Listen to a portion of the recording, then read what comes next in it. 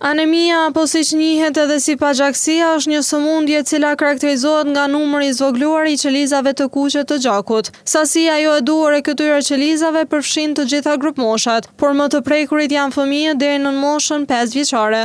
Doktoresh Vera Pitaqi tregon për anemitë më të shpeshta të shfaqura te fëmijët. Anemitë më të shpeshta që i kemi hasur në praktikën tonë janë tek fëmijët anemia nga mungesa e hekurit apo anemitë sideropenike. Anemitë sideropenike janë të shkaktuara nga zvoglimi i prodhimit të eritrocitëve, zbërthimi i rritur i tyre dhe nga humbja e gjakut.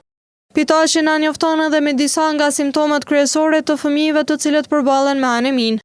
Simptomat kryesore tek fëmijët me pagjaksi së janë shumë të lodhur, ju mungon interesimi për mësim, lodhen shpejt, nuk mund të luajnë me moshatarët e tyre si fëmijët tjerë, nuk shtojnë në peshë, mandej kanë apetit të dobësuar.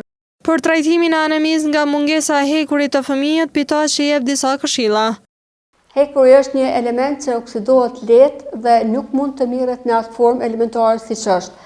Mirë po mirret në formë të sulfatit të hekurit, fumaratit të hekurit dhe glukonat hekuri. Në bazë të disa preparate të hekurit mund të shkaktojnë çrregullime. Sulfati i hekurit për shembull mirret gjysmë ore para ushqimit, ndërsa glukonati dhe feromati i hekurit mund të mirret edhe me ushqim.